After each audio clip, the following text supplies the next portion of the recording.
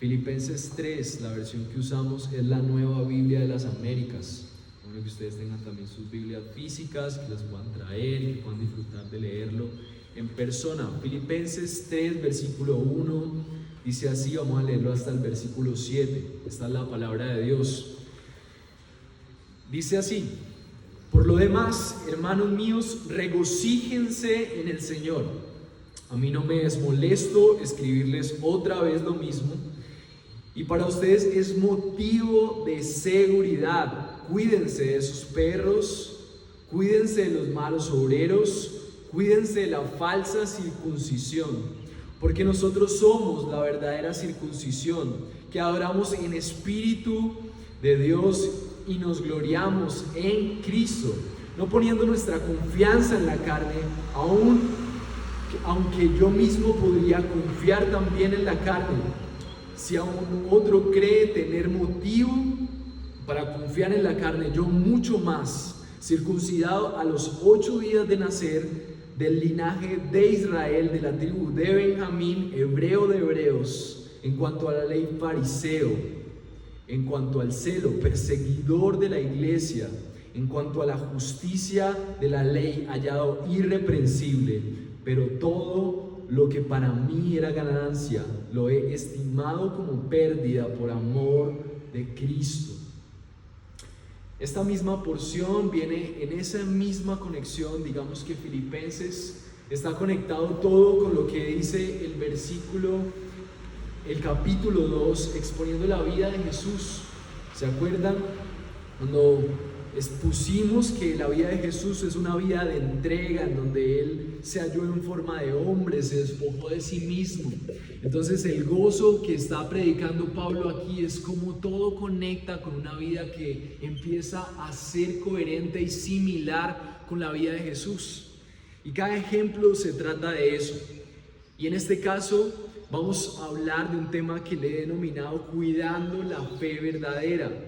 Y esto es muy importante porque muchas veces recibimos ejemplos, muchas veces de la Biblia recibimos directrices con respecto a cómo ser mejor, pero no mucho se hace énfasis en la iglesia acerca de la importancia de cuidar lo que es valioso. Y en este texto vamos a ver mucho acerca de eso.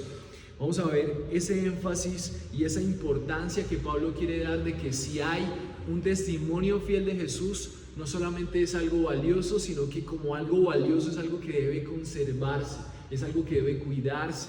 Y la iglesia debe entrenarse y saber cuáles son los peligros. Y hoy vamos a hablar acerca de qué es lo que puede afectar y qué puede ser el antagonista número 1 de una fe verdadera, y la importancia de estar atentos y estar cuidándonos. Antes de eso, quisiera contarles una historia. La compañía telefónica de Nueva York, una compañía importante de Nueva York, realizó un detallado estudio de las conversaciones por teléfono y comprobó cuál es la palabra que se usa con mayor frecuencia en ellas, la palabra que más se repite en esas conversaciones. Y si ustedes pudieran pensar en esa palabra, no sé qué palabra se les viene a la mente. Palabra que se repita. ¿Qué creen? Un conector. Ok, ¿qué más puede ser? Joa, ¿qué mantienes? ¿Ah? ¿De qué año es el estudio? No tengo el dato.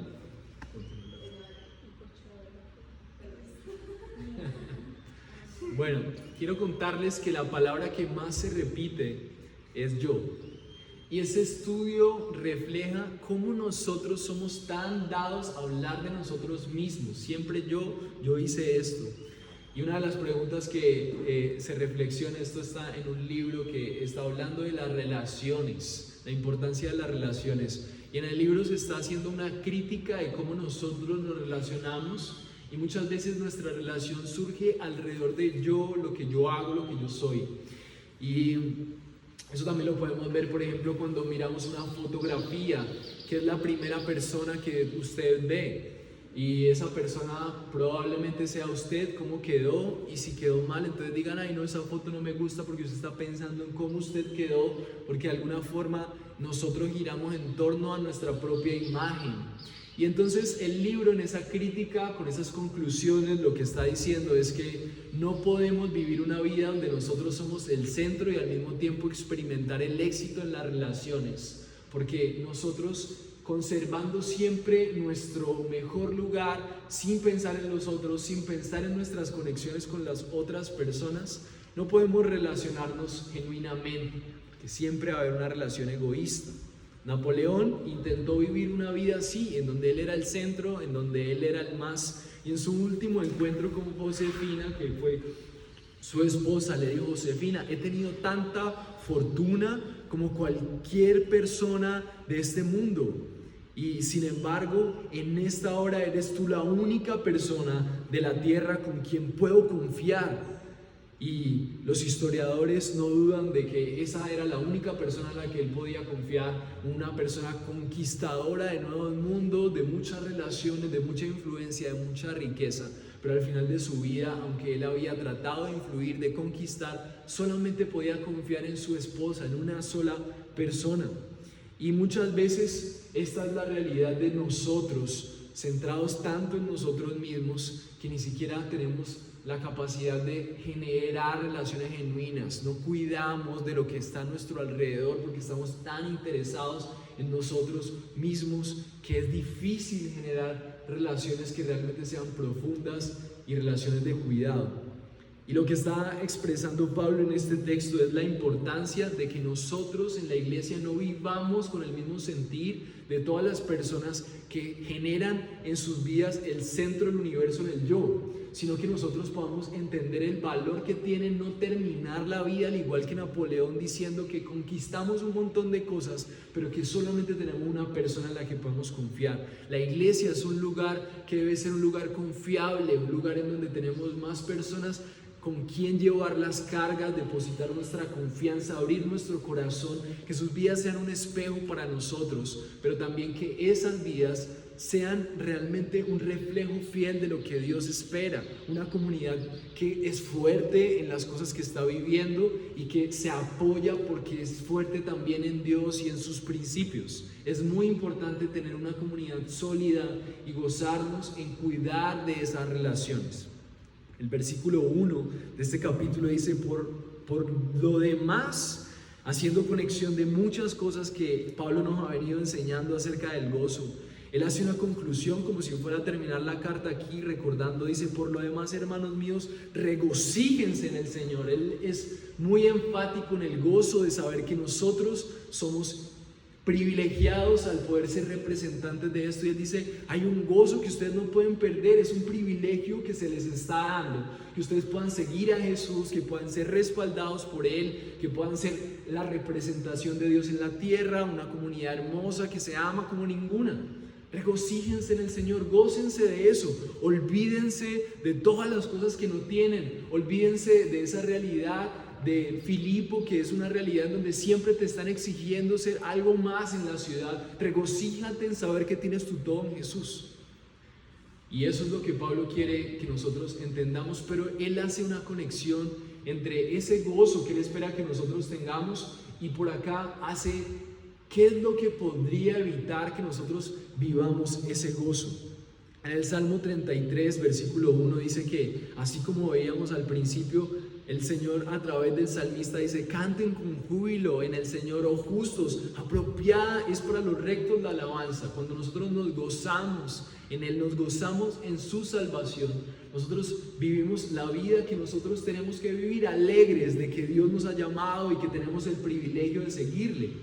Pero algo podría ser como un obstáculo y volverse como el antagonista de esta historia. Y me causa mucha curiosidad que Pablo tenía un problema grande, y es que él estaba siendo en esos momentos esclavo de Roma, había gente peligrosa, él sabía que había gente que había matado a Jesús, habían problemas de muchas maneras en ese contexto. Pero Pablo no se enfoca en esos enemigos que todo el mundo veía como enemigos, sino que se enfoca en unos enemigos puntuales. Y eso es lo que vamos a ver hoy. El primer punto que quiero que veamos hoy y que Dios espera a través de este texto es que, al igual que los filipenses, nosotros podamos cuidarnos de la falsa fe. El antagonista número uno de la vida cristiana es la fe falsa, es la fe que no es verdadera. No existe varias clases de fe. Digamos que hay muchas formas de creer en Dios. Hay personas que tienen un proceso intelectual, otros empiezan de forma emocional, otros de manera relacional, me relaciono y después llego a Dios. Hay diferentes caminos, pero al final hay una sola fe que salva y es una fe verdadera. Pero cuando nosotros estamos rodeados de fe falsa, entonces es difícil diferenciar cuál es la fe verdadera. Entonces lo más terrible, lo más antagonista a la fe es la falsa fe.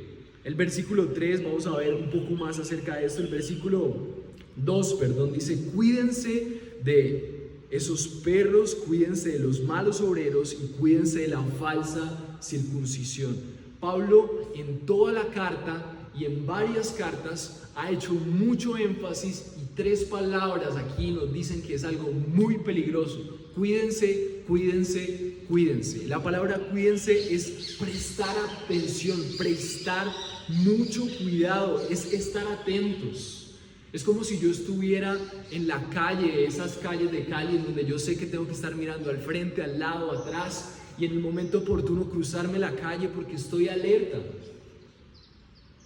Cuídense, cuídense, cuídense, dice Pablo. Tener cuidado, mirar, percibir, estar considerando opiniones, actitudes, todo el tiempo ojos abiertos, con atención. Cuídense. Y miren lo curioso, cuídense. Ahora vamos a ver qué significan los perros, ahora vamos a ver qué significan los malos obreros, y cuídense de la falsa circuncisión. Una de las cosas que vamos a ver de estas 3 afirmaciones es que son características de personas que están dentro de la iglesia. Porque podríamos decir que entonces, si Pablo está enseñando que nosotros tenemos que ser personas de fe que se cuidan de otros, entonces tendríamos una paradoja ahí. ¿Será que Dios lo que nos está enseñando es que no nos relacionemos con las personas? ¿Será que Dios lo que nos está enseñando es que somos como una secta en donde nosotros somos aquí los únicos con los que nos podemos relacionar? Y hay una diferencia, y está muy clara en 1 Corintios 5:9, y quiero que veamos esto para enfocar la enseñanza hacia donde Pablo quiere que nosotros nos enfoquemos en el cuidado. 1 Corintios 5:9 dice: en mi carta les escribí que no anduvieran en compañía de personas inmorales. Esto fue lo que escribió Pablo, y estaba escribiéndole a los ciudadanos de Corinto. Dice: en mi carta les escribí que no anduvieran en compañía de personas inmorales. Versículo 10 dice: no me refería a la gente inmoral de este mundo, a los codiciosos, a los estafadores o a los idólatras, porque entonces tendrían ustedes que salirse del mundo. Miren lo sabia que es la palabra de Dios. O sea, el Señor, cuando hace énfasis de ese cuidado, entonces Pablo le hace claridad. O sea, a ustedes no les estoy diciendo que no se junten con esas personas del mundo, porque entonces tendrían que salirse del mundo. En cada salón de clase tenemos gente inmoral, tenemos gente idólatra, tenemos gente que es codiciosa, estafadora, en nuestros trabajos, en el mío, en todas partes. Entonces Pablo empieza a hacer la claridad. El versículo 11 del capítulo 5 de 1 Corintios dice: sino, o sea, la claridad es sino, que en efecto les escribí para que no anduvieran en compañía de ninguno que, oigan bien, llamándose hermano, es una persona inmoral, avaro, idólatra, difamador o borracho o estafador. Con esa persona ni siquiera como. O sea, súper amable. Y ahí vemos por qué Jesús, por ejemplo, fue llamado amigo de pecadores, y se juntó con los pecadores y anduvo con todas las personas que nadie andaría, porque él estaba esperando que esa relación generara una amistad tan cercana que pudieran ellos ver la verdad, arrepentirse y caminar por nuevos caminos.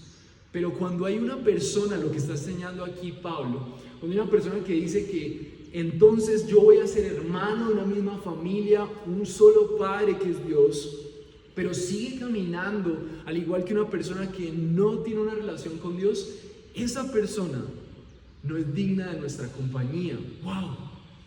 Esto es algo radical. ¿Por qué Pablo es tan radical con respecto a esto? Vamos a ver entonces por qué y vamos a continuar con el texto. Lo primero que vemos y la afirmación que usa Pablo para enseñar esto, antes de decir 3 veces cuídense, cuídense, cuídense, el versículo 1 dice que para él no es molesto escribirles otra vez lo mismo. O sea que él creía que eso era algo muy importante de considerar en el versículo 1. Y él dice, para ustedes es motivo de seguridad.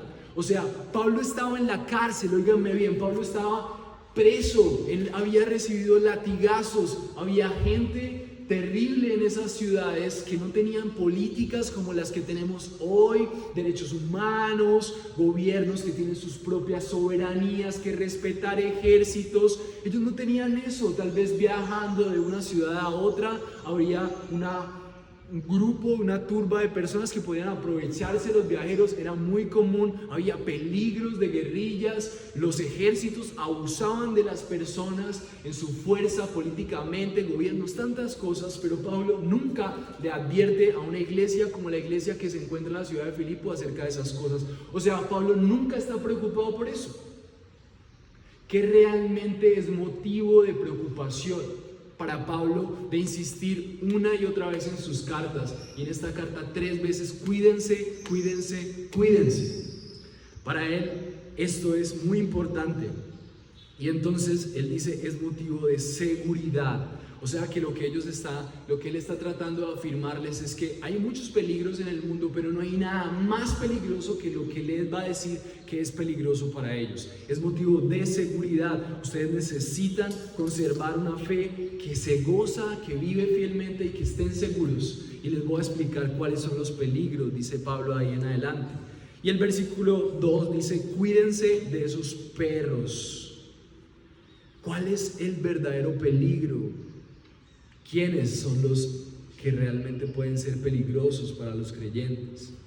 Deuteronomio 23, 18 nos ayuda a entender qué significa esa palabra perros. Deuteronomio 23, capítulo 23, versículo 18 dice, no traerás la paga de ramera, ni el sueldo de un perro a la casa del Señor tu Dios, para cualquier ofrenda votiva, porque los dos son abominación para el Señor tu Dios. En el contexto de Deuteronomio, muchos años atrás, Dios quería un pueblo santo y que siempre, aún las ofrendas que se dieran en el templo, fueran producto de trabajos honrados. Y hay 2 características aquí: las prostitutas, que no se trajera el dinero de ellas a la iglesia, porque obviamente no era un trabajo honroso, y los perros. Y contextualmente la palabra perros, debido a su comportamiento también sexual en la calle, se le decía a los hombres que también se prostituían. Entonces Dios no quería producto de estas profesiones ofrendas en la iglesia, y la gente en la iglesia empezó a acuñar este término de perros a personas que no tenían problema en exponer sus pecados ante la sociedad y que vivían una vida inmoral. Más adelante se fue acuñando con los años este mismo dicho, y entonces ya no solamente se le atribuía la palabra perros a los hombres que se prostituían, sino a todos aquellos que eran enemigos de la cruz, enemigos del evangelio. Y Mateo 15, 26 dice, y él dijo, no está bien tomar pan de los hijos y echárselo a los perrillos. Una palabra diminutiva de aquellos que no hacían parte de ese grupo de personas dispuestas a seguir a Dios. Los gentiles que estaban siendo opositores de la fe en Dios eran llamados así. Son enemigos de la cruz de Cristo. Entonces, lo más importante aquí es que nosotros podamos darnos cuenta de la relación que hay con nuestros días. Si podemos ver que los perros son los enemigos de la cruz, los que se oponen a la fe, son personas que han de alguna manera rodeado nuestras vidas, pero que su forma de vivir y su forma de manifestarse, aún diciendo ser creyentes, es una forma que es enemiga de la cruz. Son personas de las cuales tienes que tener cuidado. Génesis 4:3 habla acerca de cómo Dios siempre se ha comportado y cómo Dios siempre ha respaldado a los hombres de Dios. Hay un ejemplo que es el ejemplo de Caín y Abel. Dice Génesis 4, versículo 3 al 4, dice: al transcurrir el tiempo, Caín trajo al Señor una ofrenda de fruto de la tierra. También Abel, por su parte, trajo de los primogénitos de sus ovejas y de la grasa de los mismos. El Señor miró con agrado a Abel y su ofrenda. Entonces, desde el principio de los tiempos, Dios lo que está buscando en los hombres de Dios no es los dos trajeron ofrendas, no es solamente que nosotros hagamos las cosas, sino que las hagamos de todo corazón. Los dos llevaron ofrendas, pero Caín mató a Abel al ver que Dios recibió la ofrenda de Abel porque la vio con buen corazón, la vio con un corazón que trajo lo mejor. Caín trajo una ofrenda de sus verduras. No quiere decir que las verduras son mejores que los animales. Lo que quería decir aquí la palabra de Dios es que Dios estaba viendo su corazón. Entonces Abel trajo lo mejor de su ganado para ofrecérselo al Señor. Cuando vemos la historia de Noé, dice Génesis 7:1, entonces el Señor dijo a Noé: entra tú en el arca y todos los de tu casa, porque he visto que solo tú eres justo delante de mí en esta generación. ¿Habían creyentes? Claro que habían creyentes ahí, pero estaba el mundo tan contaminado que la fe que la gente tenía no era una fe genuina, y solamente Dios vio una fe genuina en Noé. De tal manera que Él le apartó para crear una nueva población sobre la tierra. Cuando vemos a Abraham en Génesis 17, del 1 al 4, dice que cuando Abraham tenía 99 años, el Señor se le apareció y le dijo: yo soy el Dios Todopoderoso, anda delante de mí y sé perfecto, y estableceré mi pacto contigo y te multiplicaré en gran manera. Entonces Abraham se postró sobre su rostro y Dios habló con él: en cuanto a mí, ahora mi pacto es contigo y serás padre de muchas multitudes, de muchas naciones, padre de multitud de naciones. Entonces vemos desde Génesis y seguimos avanzando. David, hombre conforme al corazón de Dios, no que fueran santos y sin mancha, sino que ellos entendían que Dios era Dios y su corazón era para Él, su vida era una vida de entrega. Entonces, cuando hay personas que dicen yo creo en Dios, no crean solamente en eso, que ustedes puedan estar con cuidado de los perros. Gente que dice supuestamente creer en Dios, pero en realidad sus vidas se han vuelto iguales a la gente que nunca ha tenido una vida de entrega genuina a Dios. Entonces esas personas lo que hacen es volverse enemigos directos e indirectos de la fe. Hacen que la fe sea una fe diluida y que para los cristianos verdaderos sea cada vez más difícil sentirse cómodos, porque resulta que es como si fuera ser loco y tan diferente. Porque hay gente que dice creer en Dios, pero vive igual que la gente que no cree en Dios. Y eso es tan peligroso, porque cuando tú decides seguir a Jesús y te das cuenta que nadie lo sigue fielmente, entonces uno cree que puede seguir en ese mismo ritmo. Y es confuso. Otra cosa que Pablo dice: cuídense de los malos obreros. Y la palabra obreros es los trabajadores, los que trabajan para las cosas de Dios, pero que trabajan mal.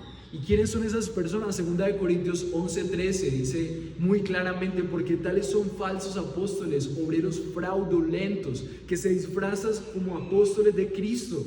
Las afirmaciones, miren que tienen mucho que ver con más allá de lo que ves. Lo que dice 2 Corintios 11:13 es que es como esas personas, es como si tuvieran un disfraz. Es la misma característica que tenían los fariseos, personas que por fuera se ven aparentemente moralmente correctas y tal vez por fuera sepan mucho, pero son falsos representantes de Dios, son obreros fraudulentos. ¿Cuánta tensión tiene que haber en un creyente para darse cuenta si esa persona que está ahí al frente, si esa persona que dice también servir a Dios, realmente es un obrero fiel?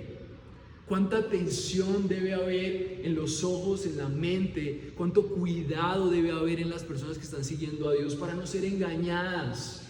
Si hay alguien que pueda hacer un montón de daño, son los montones de obreros falsos que hay. Hay un montón de gente falsa. Y la razón principal por la cual hay tantas sectas y cosas raras es porque nosotros no nos estamos dando cuenta que la fe es una fe que debe cuidarse. ¿Y cómo nosotros vamos a darnos cuenta de qué es un obrero fiel si no entendemos cómo Dios dice que son los obreros fieles? La palabra de Dios es clara acerca de cuáles son los obreros fieles y lo hemos enseñado aquí. Ustedes pueden investigarlo. Entonces cuídense de eso. Y la tercera afirmación es cuídense de la falsa circuncisión. Y esta sí que es bien importante. Génesis 17:9 dice que Dios dijo a Abraham: tú pues guardarás mi pacto y tu descendencia después de ti por generaciones. Este es mi pacto con ustedes y tu descendencia después de ti, y que ustedes guardarán. Todo varón entre ustedes será circuncidado y serán circuncidados en la carne de su prepucio, y esto será señal de mi pacto. La circuncisión fue una manera que Dios se inventó para que las personas que tuvieran esa circuncisión fuera una señal de que ese pueblo tenía un compromiso de ser el pueblo de Dios. ¿Por qué lo hizo en el prepucio? Porque era la forma en la que Dios le recordaba a ese pueblo al ver los genitales de los hombres, que producto de la descendencia de ellos vendría el pueblo de Dios. Era un acto simbólico que Dios quiso que ellos recordaran, porque era algo doloroso en todo lo que ellos tenían, excepto las dificultades de sanidad, de saneamiento, de medicamentos, de estos antibióticos. Ellos tenían que vivir procesos y eso les ayudaba a tener un cuidado y a ser conscientes de que ellos eran el pueblo de Dios y que de esa descendencia iba a venir más pueblo de Dios y que ellos estaban comprometidos a ser ese pueblo por descendencias. Y entonces Él estableció esto como señal de pacto. Cuando Jesús viene, Jesús dice que Él es la verdadera circuncisión. Ahorita vamos a ver eso. Él se convierte en la verdadera señal de compromiso, los que confiamos en Él. Y entonces Romanos 2:28 dice: porque no es judío el que lo es exteriormente, ni la circuncisión es externa. Lo que está diciendo aquí Pablo es que es necesario que no solamente nosotros tengamos una muestra exterior de nuestro compromiso con Dios. Lo que está diciendo Pablo es que ya no es necesaria una circuncisión física después de Cristo y una circuncisión en la carne, sino que es judío el que lo es interiormente. Y la circuncisión es la circuncisión del corazón, porque el espíritu, porque por el espíritu, no por la letra, la alabanza del cual no procede de hombres, sino por Dios. Entonces lo que Pablo está explicando aquí es que hay una verdadera circuncisión que es del corazón. Si la circuncisión antes representaba cómo un pueblo estaba comprometido con Dios, ahora nuestra vida, en nuestro corazón, nuestros deseos, nuestros sueños, nuestro estilo de vida es la verdadera forma de manifestar nuestro compromiso con Dios. Entonces cuando Pablo está explicando a los filipenses, cuídense de la falsa circuncisión, él está diciendo: cuídense de aquellos que dicen que han hecho un pacto con Dios, pero al final su compromiso es falso. Es peligroso que ustedes se rodeen de personas que dicen que han hecho un pacto con Dios, pero al final es falso, solamente es una manifestación superficial, pero su corazón, sus deseos, sus proyectos, sus anhelos no están comprometidos con ser el pueblo que Dios dice que es su pueblo.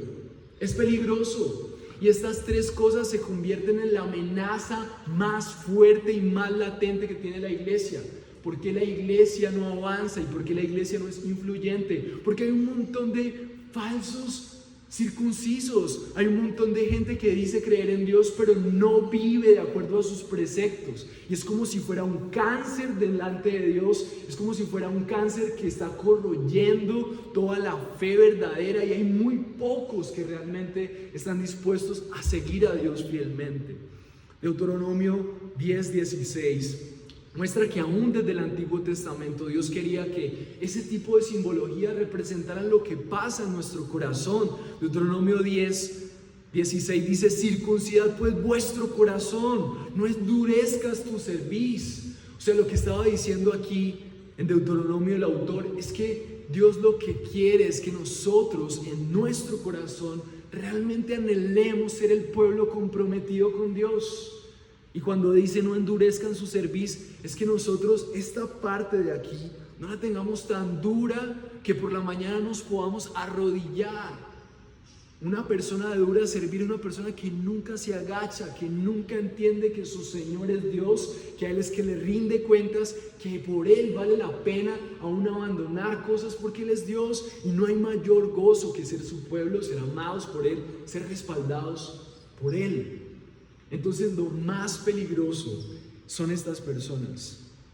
Tanto así, que cuando llega el Apocalipsis, en Apocalipsis 22:15 dice, afuera están los perros, aquellas personas de primeras que están fuera del reino de Dios son los perros, los hechiceros, los inmorales, los asesinos, los idólatras y todo el que ama y practica la mentira.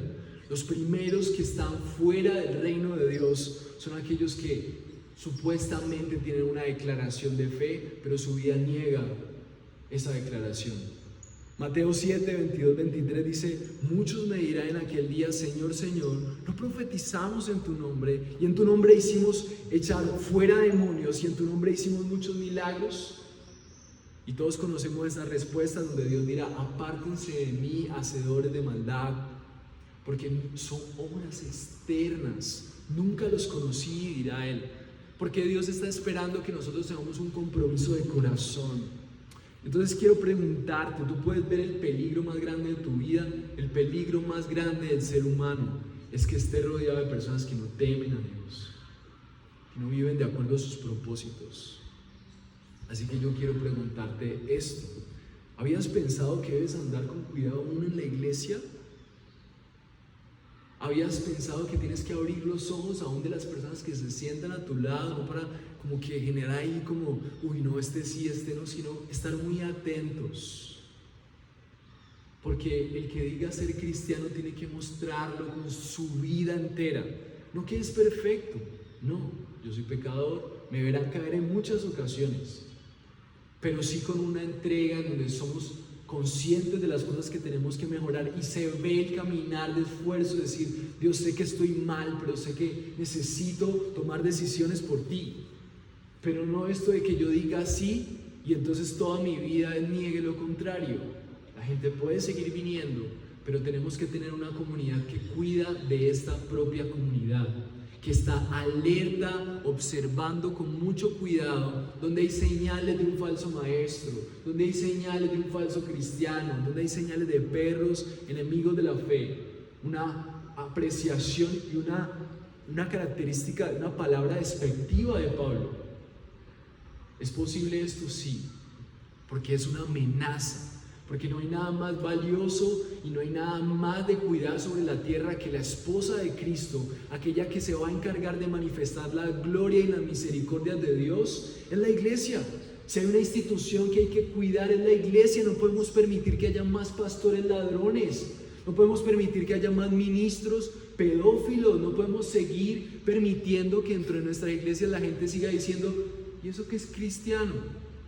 Eso es lo que hace más daño a la fe. Necesitamos gente fiel.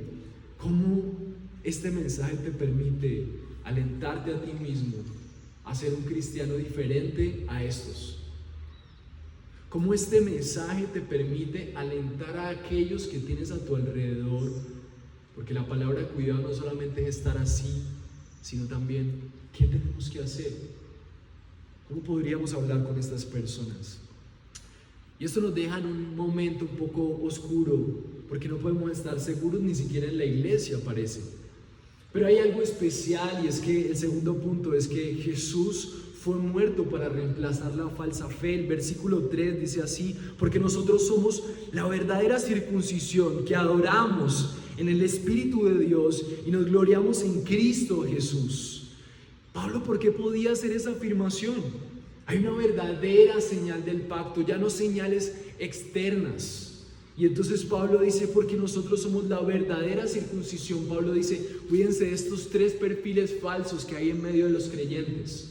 Y afírmense en saber que los que realmente hemos creído somos la verdadera circuncisión. Ya no un tema religioso de rituales, sino que nuestro corazón está comprometido con realmente nuestro Rey, nuestro Salvador.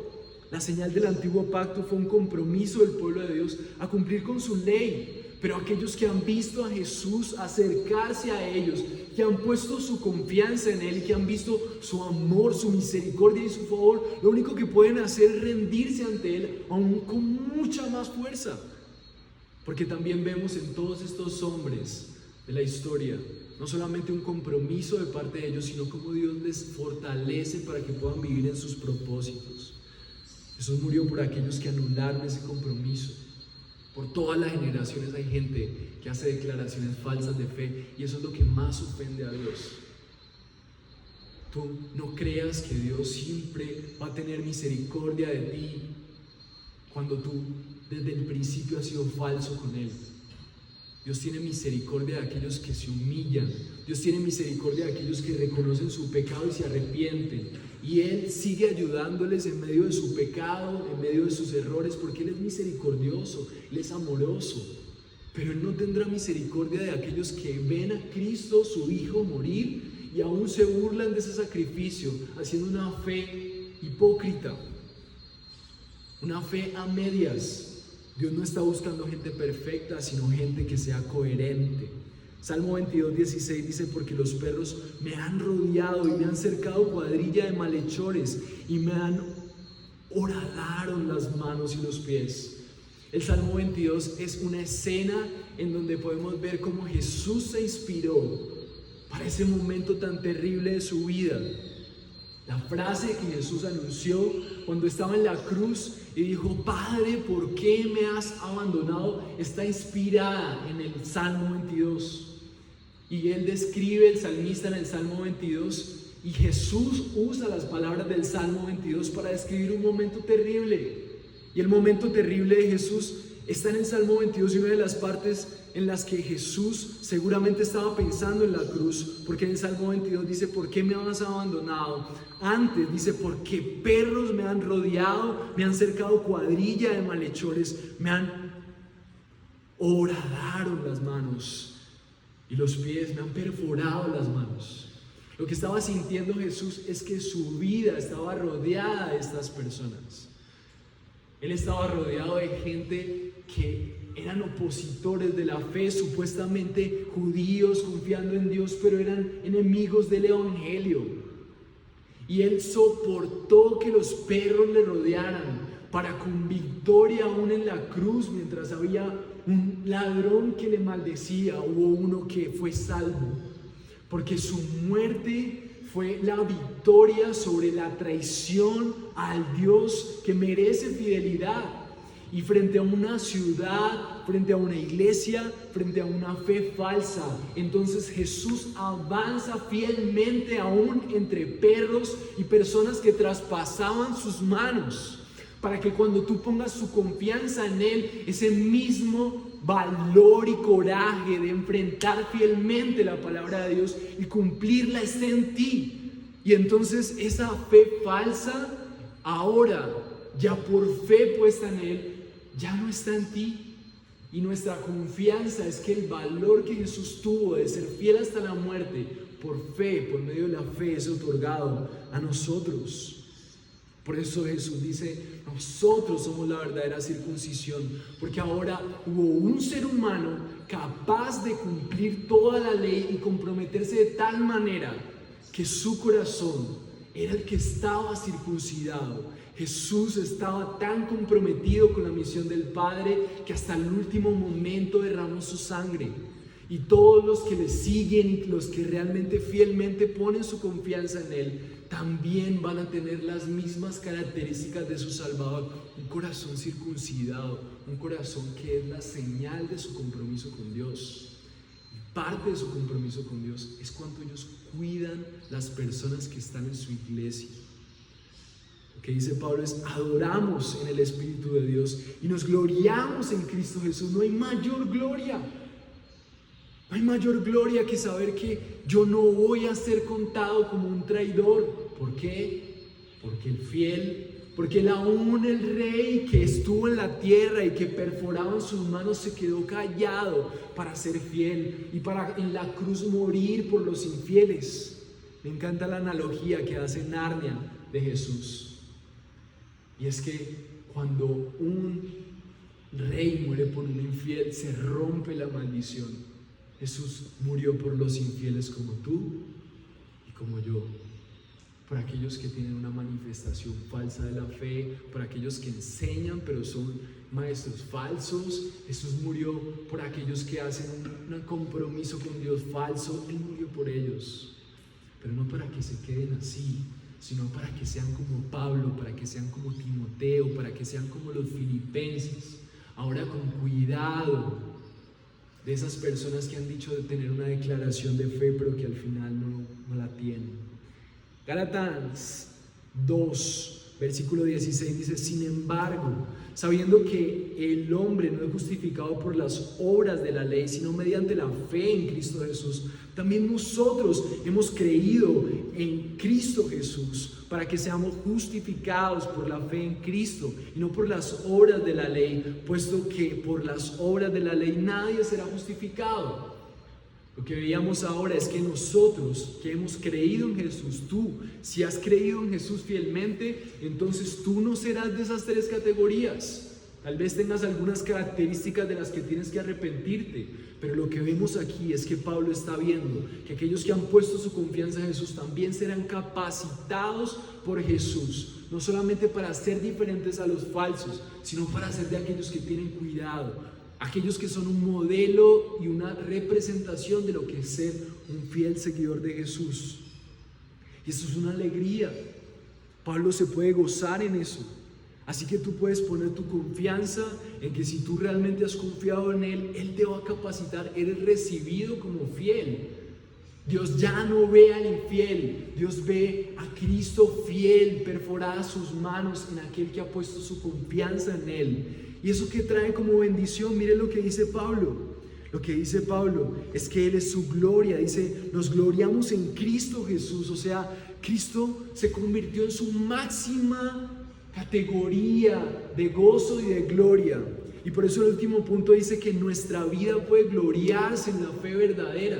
¿Por qué nosotros podemos gozarnos en la fe verdadera? El versículo 4 dice así: aunque yo mismo podría confiar también en la carne, si alguno otro cree tener motivo para confiar en la carne, yo mucho más, circuncidado a los 8 días de nacer, del linaje de Israel, de la tribu de Benjamín, hebreo de hebreos, en cuanto a la ley fariseo, en cuanto al celo perseguidor de la iglesia, en cuanto a la justicia de la ley, hallado irreprensible. Pero todo lo que para mí era ganancia lo he estimado como pérdida por amor de Cristo. Lo que Pablo está exponiendo en su vida es que habían cosas de las cuales él podía decir: ok, yo por esto entonces puedo ser un digno representante del reino, pero él lo estimó como basura. ¿Por qué? Porque eran cosas de la carne. La carne quiere decir son cosas que humanamente se logran.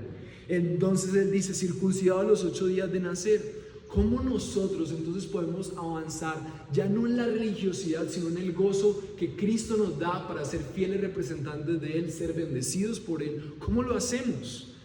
Entonces Pablo empieza a sacar todas las cosas que para él podrían ser un orgullo en su vida. Circuncidado a los 8 días de nacer. Tal vez para ti sea nacer en una familia chévere, en una familia con valores del linaje de Israel, una familia de buena reputación. No sé si para ti lo más importante sea la reputación. Hebreo de hebreos. Los hebreos tenían unos conocimientos importantes. Tal vez tu intelecto, aquellos que se acaban de graduar su título, aquellas personas que están confiando en cómo la educación les va a dar un lugar en la sociedad.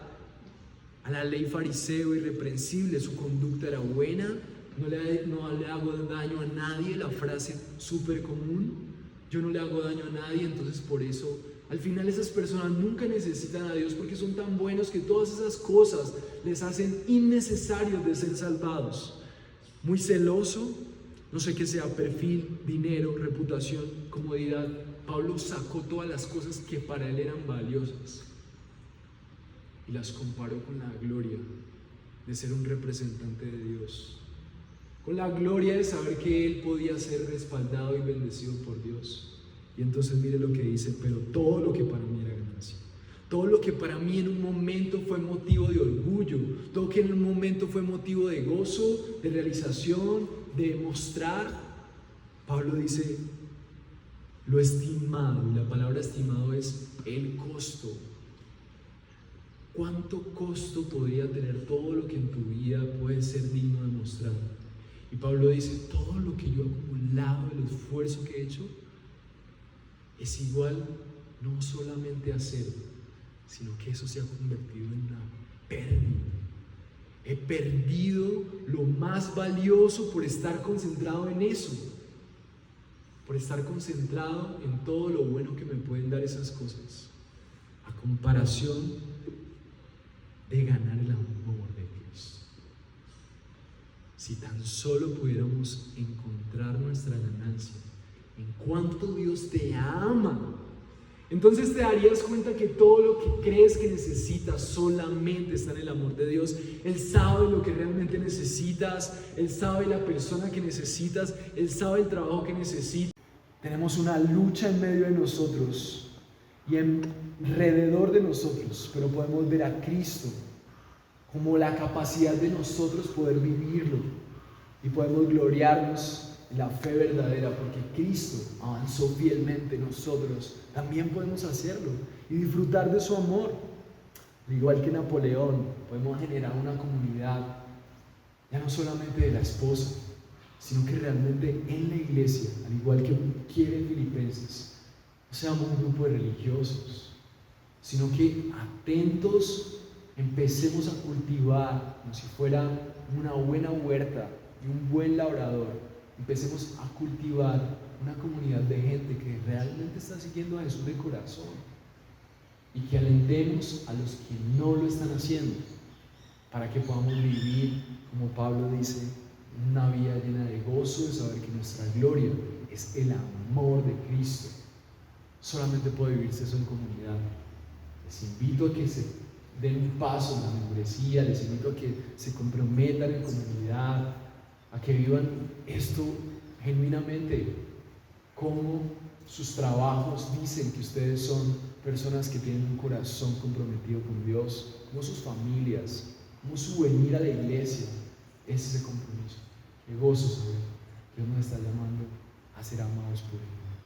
Pero qué bueno valorar ese amor, disfrutar de Él y avanzar en sus propósitos. Oremos. Señor, gracias por este día y gracias porque tú eres bueno, Señor.